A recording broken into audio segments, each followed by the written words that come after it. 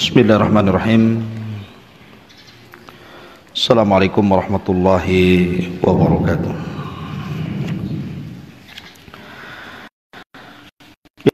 Alhamdulillah wassalatu wassalamu ala Rasulillah wa ala alihi wa sahbihi wa mawalah. La haula wala quwata illa billahi wa ba'du. Alhamdulillah, di pagi hari ini kita kembali bisa berjumpa dan bermajlis ilmu walaupun lewat streaming. Salawat ring salam tak lupa keberkahan majlis di pagi hari ini kita hadiahkan kepada Nabi kita, Nabi besar Muhammad sallallahu alaihi wa ala alihi wasallam.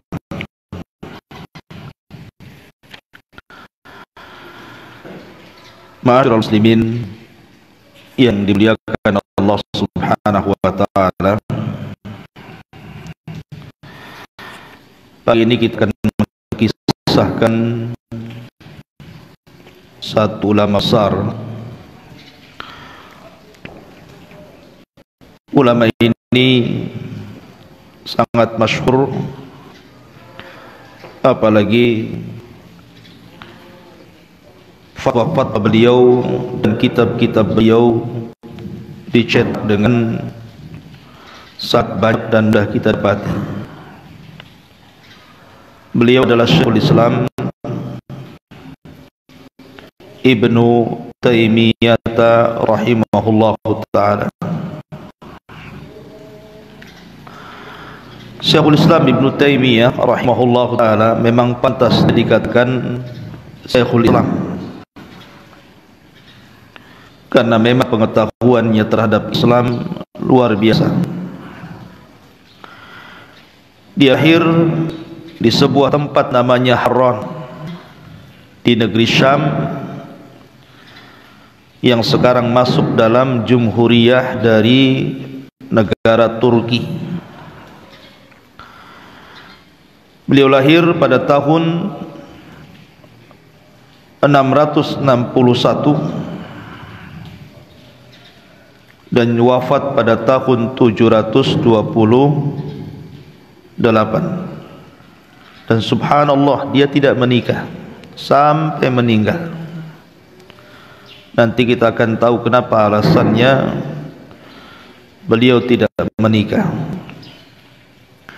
Beliau seorang faqih, ahli fikih.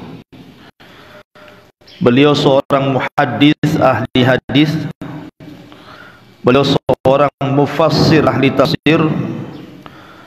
Dan beliau seorang alim mujtahid. Dia seorang ulama yang mujtahid, tidak mengekor pada mazhab. Walaupun dia banyak terpengaruh dengan mazhab Hambali dan juga belajar fikih Syafi'i dan fikih-fikih yang lainnya, tapi beliau menjadi mujtahid min ulama'i ahli sunnati wal jamaah. Ibnu Taimiyah rahimahullahu ta'ala hidup di keluarga yang bermadhab Hambali, dan ulama menyebutnya an-najmu bainal qamarain. An-najmu bainal qamarain, bintang di antara dua bulan.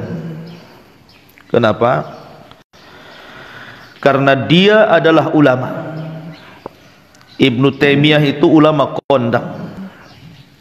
Bapaknya juga ulama kondang, kakeknya juga ulama kondang. Tetapi yang paling kondang dari tiga ulama ini adalah cucu dan kakeknya. Bapaknya ulama tapi tidak dikenal, sementara kakeknya Abul Barakat adalah Syekhul Hanabilah. Kitabnya ma'ruf, namanya Muntaqa, dan disyarah oleh Imam Asy-Syaukani yang kemudian dikenal dengan kitab Nailul Autar. Itu karya daripada kakeknya Ibnu Taimiyah, namanya Abul Barakat Syekhul Hanabilah. Bahkan dikisahkan kakeknya ini mengajarkan Ibnu Taimiyah sejak kecil. Jadi kalau kakeknya sampai buang hajat saja, itu meminta kepada Ibnu Taimiyah kecil itu untuk membacakan hadis di luar kamar mandi, supaya dia sambil buang hajat itu mendengar. Dan tidak mengapa seperti itu, asal jangan dibaca di kamar mandi. Tidak boleh merojah di kamar mandi. Tapi kalau ada suara Al-Quran masuk ke kamar mandi kemudian kita dengerin, tidak ada masalah. Seperti itulah kakeknya tidak mau menyia-nyiakan waktu sampai buang hajat saja, tidak mau telinganya tidak terisi dengan ilmu. Ya wajar kalau keturunannya menjadi Syekhul Islam Ibnu Taimiyah rahimahullah ta'ala. Masyhurul muslimin, Imam Az-Zahabi rahimahullah ta'ala bahkan mengisyaratkan binuril qamari ila jaddihi abil barakah wa bidawi syamsi ila Syekhul Islam Ahmad ibn Taimiyah rahimahullah ta'ala, bahwa kakeknya adalah seperti cahaya bulan dalam ilmu dan cucunya Ibnu Taimiyah seperti cahaya matahari di dalam ilmu. Ibnu Taimiyah juga sama dengan ulama-ulama yang lainnya, dia juga safar ke beberapa tempat dan guru sampai gurunya mencapai 200 syekh. Bukan syekh biasa, tapi syekh yang kondang-kondang.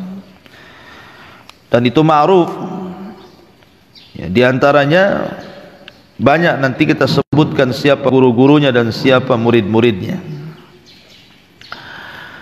Di antaranya adalah beberapa pujian dari para ulama. Namun sebelumnya Ibnu Taimiyah ini ikhwan, ketika di zaman Abdus Salam Al-Izz bin Abdis Salam, itu dulu ulama kondang sebelum Ibnu Taimiyah.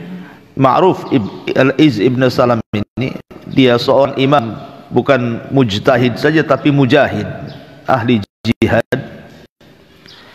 Ketika di masa itu kita tahu bahwa orang-orang Mongolia, orang-orang Tatar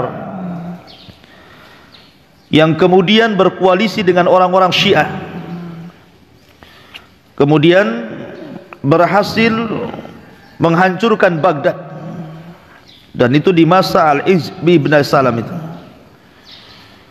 Lah ketika Syekhul Islam Ibnu Taimiyah lahir, itu tempat kelahirannya Haran itu diserang Tatar.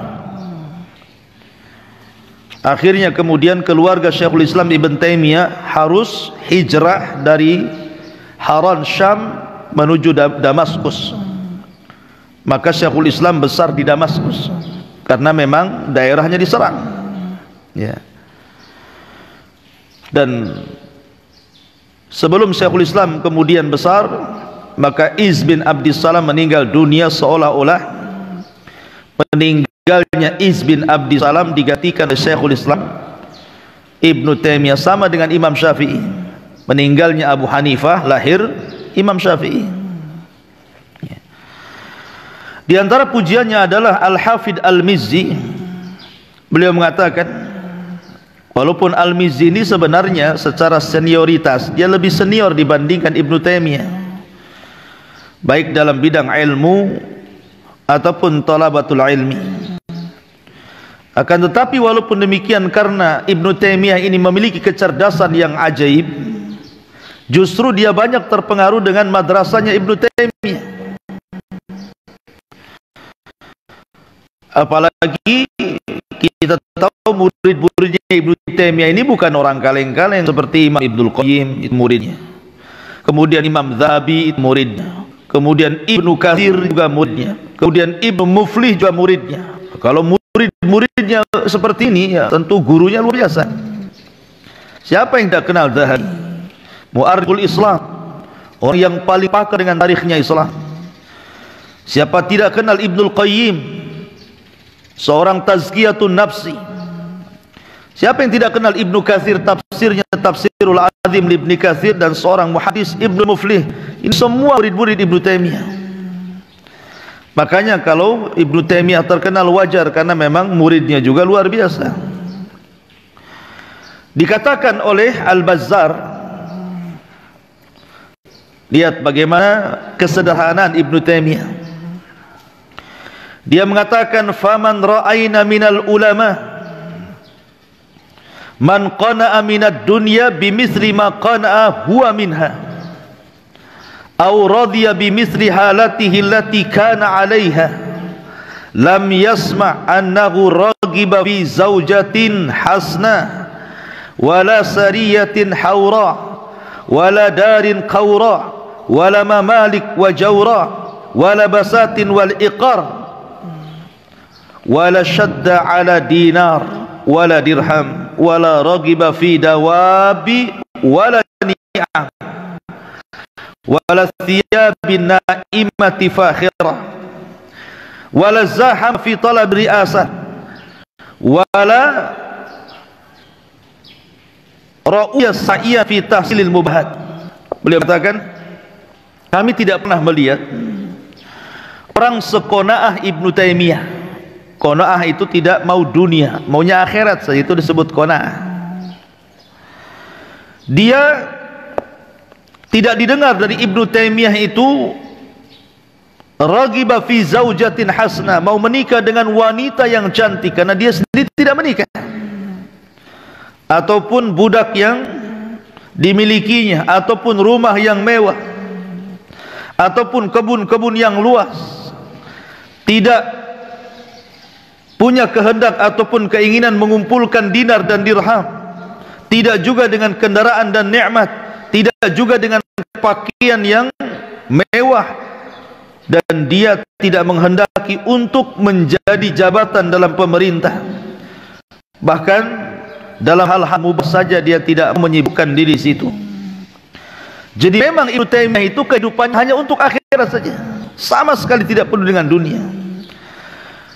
Bahkan dijelaskan ketika dia kenapa tidak menikah itu, kenapa dia tidak menikah sampai tua, sampai meninggal, karena selama 60 tahun Ibnu Taimiyah itu kehidupannya hanya dari perang ke perang. Karena Ibnu Taimiyah ini seorang mujahid, sama dengan kisah Abdullah ibn Mubarak, ya, bukan hanya ulama saja, tetapi dia seorang mujahid, masuk dalam peperangan. Kemudian dari penjara ke penjara, baik ketika di Mesir di penjara, baik ketika di Syam di penjara, gara-gara fatwa. Dibolak-balik masuk penjara, makanya dia meninggal juga di penjara. Kemudian dari munadharah ke munadharah, debat ke debat, ya, sehingga bertahun-tahun ya itu saja, ya, memberikan fatwa, menulis, debat ke debat, masuk penjara, keluar penjara, perang ke perang, sehingga tidak sempat untuk menikah. Makanya kemudian dia pun merasa tidak enak dengan ibunya. Dia tidak sempat safar menemui ibunya, sehingga dia hanya bisa menuliskan surat minta uzur, padahal ibunya maunya dia itu menikah begitu ya. Cuman dia minta uzur karena kesibukannya yang luar biasa memperjuangkan dinul Islam ini. Tapi siapa Ibnu Taimiyah itu? Ibnu Taimiyah adalah namanya Ahmad ibnu Abdul Halim. Ahmad ibn Abdul Halim ibn Abdis Salam ibn Abdullah al-Hudzairi ibn Muhammad ibn Hudzair ibn Ali ibn Abdullah ibn Taimiyah. Ada dua alasan kenapa dikenal Ibnu Taimiyah padahal namanya Ahmad bin Abdul Halim. Siapa nama Ibnu Taimiyah? Ahmad bin Abdul Halim. Kenapa disebut Ibnu Taimiyah? Ada yang mengatakan Taimiyah ini dinasabkan kepada kakek-kakek buyutnya. Jadi kakek buyutnya Muhammad ibn Hudzair ini, dia seorang wa'id, seseorang yang memang dai, tukang memberikan nasihat, dan diberi nama Taimiyah. Maka kemudian Ahmad ibn Abdul Halim cucunya ini dinasabkan kepada nama kakeknya Taimiyah, maka disebut Ibnu Taimiyah. Itu satu. Pendapat yang kedua, ketika ibu bapaknya haji, itu kebetulan ibunya hamil. ibunya Ibnu Taimiyah itu. Lah kemudian bapaknya ketika sampai di Mekah, dia melihat seorang anak kecil yang lucu, yang cakep gitu ya, keluar dari tenda di di sebuah tempat namanya Taimah. Maka ketika pulang ke Haran, kemudian istrinya langsung melahirkan, maka bapaknya kemudian menasabkan ke tempat namanya Taimah dan mengatakan, ya Taimiyah, ya Taimiyah. Maka sejak itu Ahmad bin Abdul Halim dikunyah dengan Syekhul Islam Ibnu Taimiyah rahimahullahu taala. Ma'asyiral muslimin yang dimuliakan Allah Subhanahu wa taala, adapun kelahirannya, dia lahir di sebuah Madinah namanya Harran pada hari Senin, pada bulan Rabiul Awal pada tahun 661 Hijriah. Dikatakan oleh Syamsuddin Az-Zahabi, atau dikenal Imam Zahabi, beliau mengatakan, Syekhuna, lihat guruku katanya. Dengan bangganya Imam Zahabi mengatakan, Syekhuna, guruku, Al-Imam Syekhul Islam Farduz Zamani Bahrul Ulumi Taqiyuddin. Guruku adalah Imam Syekhul Islam, satu-satunya ulama di zamannya, Bahrul Ulum, ilmunya seperti lautan saking banyaknya, dan dia pejuang agama. Bahkan kata Imam Zahabi, kullu hadithin la ya'rifuhu Ibnu Taimiyah falaysa bihadits. Setiap hadis yang Ibnu Taimiyah tidak tahu maka bukan hadis, katanya. Karena hampir dia menguasai semua funun. Bicara fikih dia pakarnya, bicara hadis dia pakarnya, bicara tafsir dia pakarnya. Makanya disebut Syekhul Islam Ibnu Taimiyah rahimahullahu taala. Bahkan Jalaluddin As-Suyuti, ma'ruf Imam Suyuti, mengatakan, fa wallahi, demi Allah, ma ramaktu aini awsa ilman wala aqwa zakan min rajulin yuqalu lahu Ibnu Taimiyah ma'az zuhdi minal ma'akil wal malabis wan nisa wa ma'al qiyami fil haqqi wal jihadi bi kulli mumkinin. Kata beliau, demi Allah, aku tidak memandang manusia yang paling luas ilmunya, manusia yang paling cerdas otaknya, daripada seorang laki-laki namanya Ibnu Taimiyah. Walaupun demikian dia orang yang zuhud, maksudnya orang miskin, makanannya asal-asalan, pakaiannya asal-asalan, dan dia tidak hendak menikah dengan wanita, dan dia orang yang senantiasa menegakkan kebenaran dan jihad sebisa mungkin. Itu pujian yang luar biasa dari Al-Hafidh As-Suyuti rahimahullahu ta'ala. Taib, bagaimana kehidupan kecilnya Ibnu Taimiyah rahimahullahu ta'ala? Diberikan kecerdasan hafalan yang luar biasa, ya ikhwan, ajaib, luar biasa. Sampai-sampai dijelaskan suatu ketika, karena keluarga Ibnu Taimiyah ulama semua ya, bapaknya ulama, kakeknya ulama, saudara-saudaranya ulama, anak pamannya ulama-ulama, memang hidup di lingkungan ulama gitu loh maksudnya. Jadi suatu ketika keluarganya ini ngajak keluar, refreshing bahasa kitanya ya, jalan-jalan ke kebun gitu ya, sama keluarga. Ibnu Taimiyah tidak mau, Ibnu Taimiyah masih kecil. Kalau kalian mau pergi, pergilah sana, padahal masih anak-anak ya. Akhirnya mereka pergi dan Ibnu Taimiyah tetap di rumah. Ketika mereka pulang, mereka kemudian mencela Ibnu Taimiyah gitu, kenapa kau pergi ya, di sana enak pandangannya, begini begitu gitu ya. Maka Ibnu Taimiyah mengatakan kepada ayahnya dan mengatakan, sungguh aku sudah menghafal satu jilid dari kitab ini. Ketika kalian pergi setengah hari, aku menghafal. Bapaknya sudah hafal, kau ulang. Kata bapaknya, kalau gitu mana hafalan? Maka dia baca kitab Junnatun Nadhir wa Junnatul Munadhir. Dibacanya ya, padahal hanya setengah hari dia menghafal, tetapi dia bisa menghafal dengan sangat luar biasa dari jilid kitab Junnatun Nadhir wa Junnatul Munadhir. Sampai bapaknya heran, kenapa anak ini kok bisa hafal pada setengah hari saja ya. Ma'asyiral muslimin yang dimuliakan Allah Azza wa Jalla, bahkan kecerdasannya luar biasa. Suatu ketika, masih kecilnya, Ibnu Taimiyah masih kecil ini, suatu ketika dia berada di Bani Najjar. Kemudian orang-orang pun memanggil dia, tiba-tiba memberikan satu buku gitu ya, dibacanya oleh Ibnu Taimiyah kecil itu, dilemparnya buku ini. Alasannya apa? Karena tidak cocok dengan pemahaman. Orang-orang pun marah, kenapa dia bisa melempar buku, dan mengatakan, ma anta illa jari tarmil mujallad min yadik wa huwa kitabu ilmi. Kau ini kurang ajar bahasa kitanya. Kenapa kau buang kitab ini satu jilid sementara isi kitab itu semuanya ilmu? Maka Ibnu Taimiyah mengatakan, taib, saya mau tanya, saya dengan Nabi Musa lebih utama mana? Saya dengan Nabi Musa lebih utama mana? Ini anak kecil ngomong begini. Ya, orang-orang ngomong ya Nabi Musa lebih utama daripada kamu kan begitu. Kemudian Nabi Musa punya alwah, punya papan Taurat. Lebih utama mana papan Taurat dengan kitab yang saya lempar ini? Ya lebih utama alwah lah papan Taurat. Musa melempar papan Taurat katanya. Musa kan melempar papan Taurat gara-gara marah kepada Bani Israel sampai pecah papannya. Padahal papan itu adalah Taurat, dan yang menulis Taurat adalah Allah sendiri. Satu-satunya kitab yang ditulis Allah itu hanya Taurat. Ya. Lah Musa melempar Taurat. Lebih mulia mana Taurat dengan kitab ini katanya? Ya lebih mulia Taurat. Loh, kalau Taurat dilempar apa salah saya melempar ini katanya? Karena isinya penuh penyimpangan katanya. Itu kecerdasan yang kemudian nampak dari kecil gitu ya, Ibnu Taimiyah rahimahullahu taala.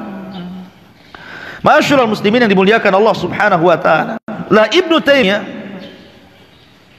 rahimahullahu taala, walaupun demikian, walaupun kehidupannya miskin gitu ya, kehidupannya miskin, tetapi Ibnu Taimiyah itu punya akhlak, orangnya memang karam, orangnya itu dermawan gitu ya.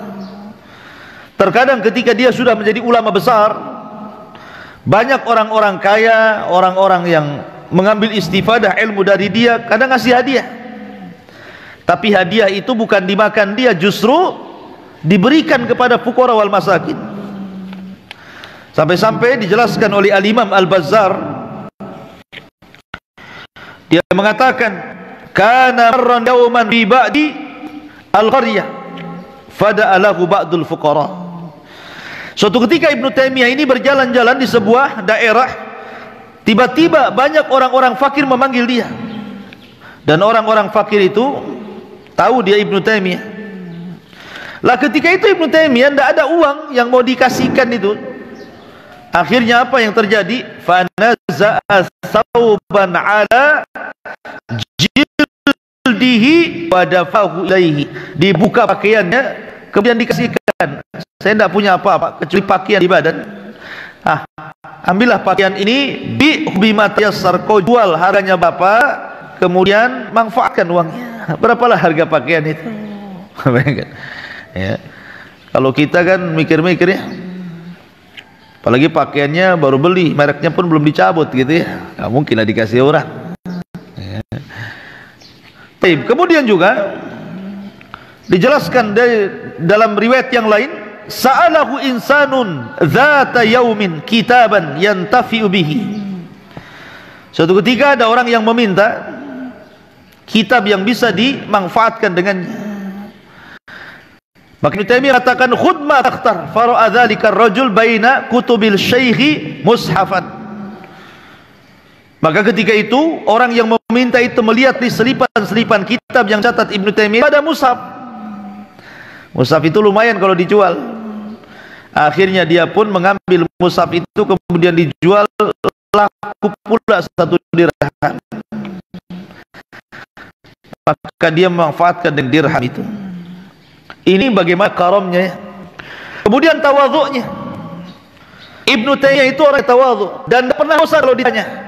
Kadang saya sendiri atau ustaz yang lain gitu, kalau ada orang tanya lewat, nah itu kan mas mau jawab, apalagi tanyanya satu kalimat jawabannya berlembar-lembar di WA kan, malas lah mau ngetik. Kalau jawabannya iya, tidak, haram, halal, haram kan, ini senang ya. Ini enggak, kadang-kadang butuh penjabaran ya. Mau nelpon tak ada pulsa, yang nanya pun tak paham pulsa. Harusnya kan ngirim itu ya. Tapi Ibnu Taimiyah rahimahullahu taala, dia siapapun yang tanya tidak pernah bosan. Kamu mau tanya apa? Duduk di sini, mau tanya apa? Ya. Jadi siapapun yang bertanya kepada dia, dia tidak pernah bosan. Betul-betul tawadhu. Tawadhunya luar biasa. Ya. Kemudian juga keberaniannya, juga dijelaskan keberaniannya. Subhanallah. Jadi suatu ketika ma'asyiral muslimin, Ibnu Taimiyah rahimahullah tadi didatangi oleh anak-anak penguasa-penguasa Tatar. Sebagian mereka sudah muslim, sebagian mereka masih kafir. Ya. Ketika kemudian salah satu penguasa Tatar ini, Mongolia, yang sudah muslim, kemudian masuk ke Damaskus dan mengumpulkan para ulama. Para ulama kakutan ketika dipanggil oleh penguasa itu.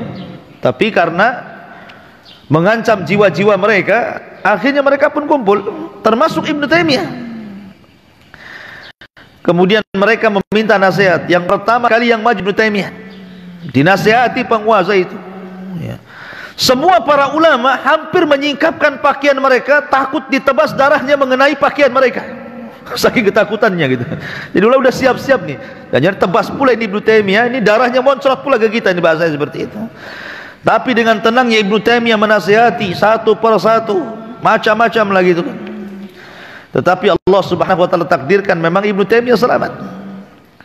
Akhirnya setelah pertemuan itu kawan-kawannya mengatakan, jangan kau libatkan kami dengan kamu, dan jangan kau libatkan kamu dengan kami gitu. Jadi intinya bahwa nanti kalau ada apa-apa saya tidak akan ngajak kamu, dan jangan kau ajak kami gitu. Karena begini ikhwan, Ibnu Taimiyah itu dikenal keras. Makanya dijelaskan oleh Imam Zahabi. Imam Zahabi itu ulama yang insaf ya, ulama yang mu'tadil, adil orangnya kalau memandang seseorang itu. Walaupun Ibnu Taimiyah gurunya, dia katakan Ibnu Taimiyah guruku ini punya sedikit keras. Dia tidak tahan melihat sebuah mungkar, dia langsung diingkari. Kalau seandainya Ibnu Taimiyah itu punya kelembutan dalam bahasa, tentu dia bisa menyatukan kalimat para ulama itu. Cuman karena punya syiddah, punya sisi keras dia, makanya dimusuhi para ulama di zamannya. Sampai-sampai suatu ketika dia berjumpa dengan Ibnu Hayyan. Ibnu Hayyan itu ulama lughah. Sebelumnya sudah ada Sibawayh. Kalau cerita Sibawayh, ya nabinya bahasa itulah Sibawayh itu. Siapa yang tidak kenal Sibawayh? Lah penerusnya Sibawayh itu namanya Ibnu Hayyan. Itu hidup di masa Ibnu Taimiyah. Lah Ibnu Hayyan ini pada awalnya sangat memuji Ibnu Taimiyah luar biasa. Sebelum berjumpa hanya membaca kitab-kitab dan apa yang didengar dari murid-muridnya. Tapi setelah berjumpa, kemudian ada nakosa berdebat sedikit gitu kan. Tiba-tiba Ibnu Taimiyah mengatakan, sesungguhnya engkau ini tidak paham bahasa. Lah ini pakarnya bahasa, Ibnu Hayyan ini. Engkau tidak paham bahasa, bahkan guru Sibawayh pun tidak paham katanya. Padahal siapa yang tidak kenal Sibawayh? Dulu nabinya bahasa lah itu. Ibnu Taimiyah mengatakan seperti itu. Aku lihat ada 100 kesalahan dari bukumu dan Sibawayh. Maksudnya bahasa. Aku tidak melihat.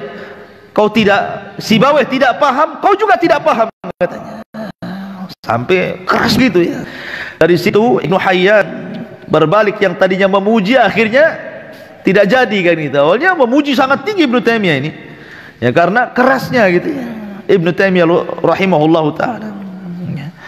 Ma'asyiral muslimin yang dimuliakan Allah Azza wa Jalla, makanya wajar kalau di zamannya dia terkadang berfatwa itu menyelisih fatwa-fatwa ulama di zamannya. Itu yang banyak sekali menjadikan Ibnu Taimiyah masuk penjara, dan hasadnya para ulama meminta supaya dikeluarkan fatwa untuk dibunuh saja Ibnu Taimiyah itu. Itu di zamannya itu.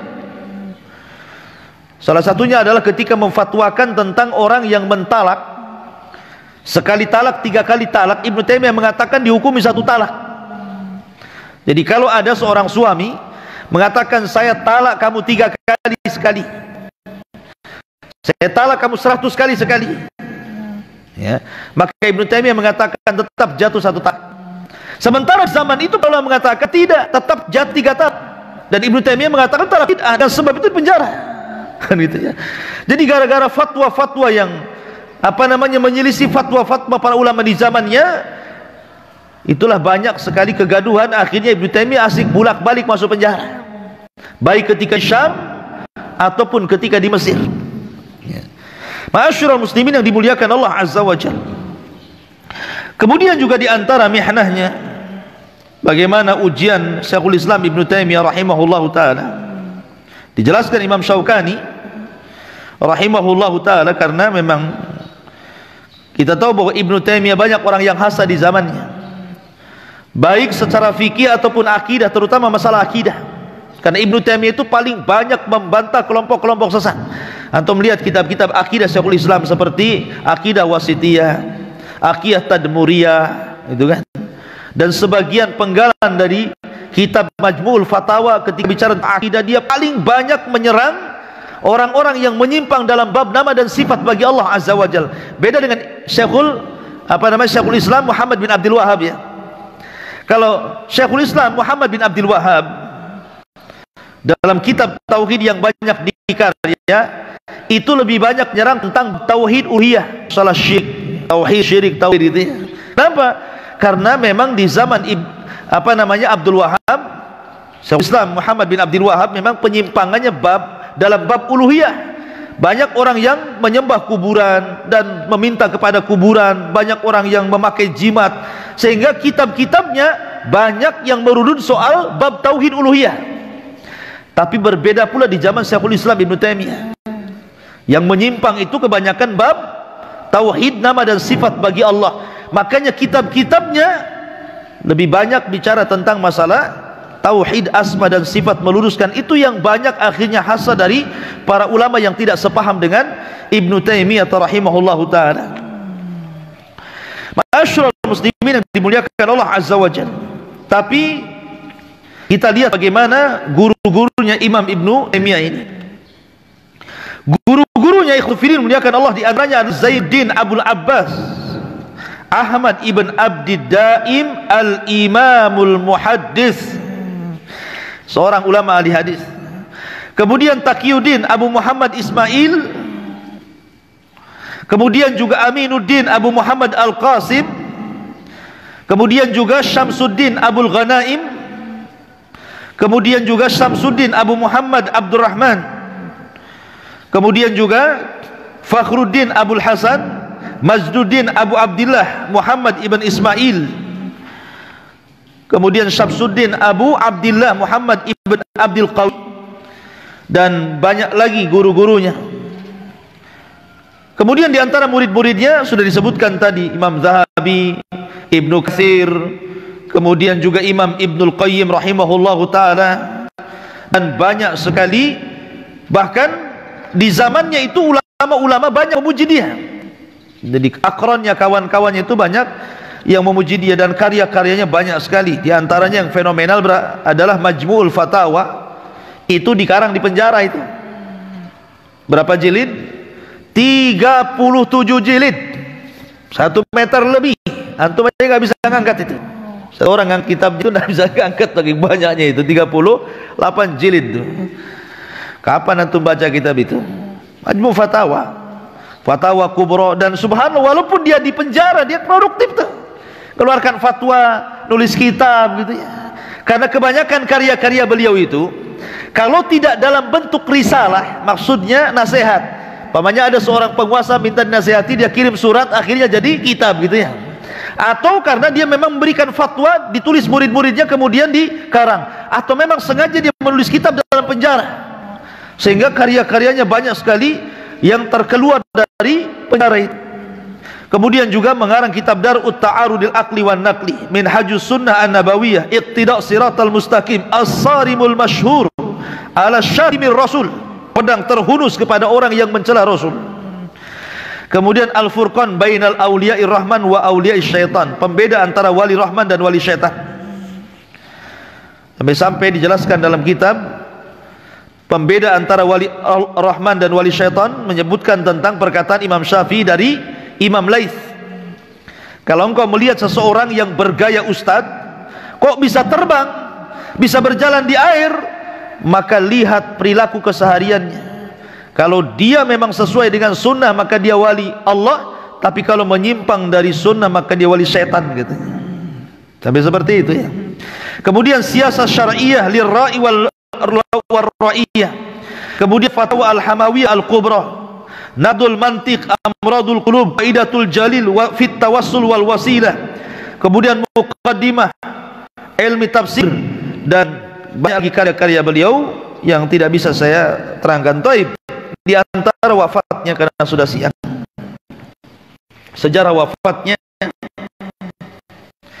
Ibnu Taimiyah rahimahullahu taala kan bolak-balik masuk penjara ya, tergantung kesalahannya yang dipandang oleh penguasa ya, terkadang 1 bulan, 2 bulan, setahun, 2 tahun kan, bertahun-tahun dia, karena asli bolak-balik masuk penjara ya.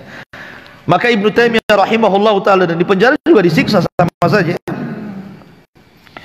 Maka akhirnya Syekhul Islam Ibnu Taimiyah rahimahullahu taala disepakati, ittafaqa mautuhu, telah sepakat kematian Syekhul Islam Ibnu Taimiyah rahimahullahu taala fi sahari lailatul itsnaini, di waktu sahur di malam Senin, lailatul isrin min dzulqa'dati, pada malam ke-10 dari bulan Dzulqa'dah pada tahun 728 Hijriah. Maka akhirnya dia pun menghembuskan nafas terakhir di penjara. Kemudian jasadnya dibawa keluar. Ketika itu salah satu yang mengurus jenazahnya adalah Al-Hafidh Al-Mizzi dan juga jama'atun kibari salihin akhyar. Ada yang mengatakan bahwa yang menyolatkannya sittina alfar rajulin. Jadi yang menyolatkan jenazah Syekhul Islam Ibnu Taimiyah sampai 60.000 orang yang menyolatkan dan mengurus jenazah Syekhul Islam Ibnu Taimiyah. Semua orang menangis ketika mendengar wafatnya Syekhul Islam Ibnu Taimiyah rahimahullahu taala ya, karena Rasul yang mengatakan mautul alim musibatun la tujbar, kematian seorang alim itu musibah yang tidak bisa digantikan. Kalau hari ini presiden meninggal, wakilnya langsung naik. Kalau hari ini orang kaya meninggal, besok ada orang yang lebih kaya lagi ya. Tetapi kalau ulama yang meninggal, nggak ada yang bisa menggantikan. Sampai hari ini tidak ada yang bisa menggantikan Abu Hanifah, Imam Syafi'i, Imam Malik, Imam Hambali, bahkan ulama-ulama yang kemarin meninggal, Syekh Albani. Siapa yang bisa menggantikan Syekh Albani? Tidak ada. Siapa yang bisa menggantikan Syekh bin Bas? Tidak ada. Jadi kematian alim itu musibah yang tidak bisa digantikan. Kalau pejabat meninggal, umpamanya kena corona, maka pejabat yang lain memang ada juga yang mendoakan kapan dia mati kena corona biar dia yang naik kan itu. Memang begitu. Tapi kalau urusan akhirat tidak bisa digantikan. Semakin jauh daripada ulama, kehidupan manusia semakin buruk.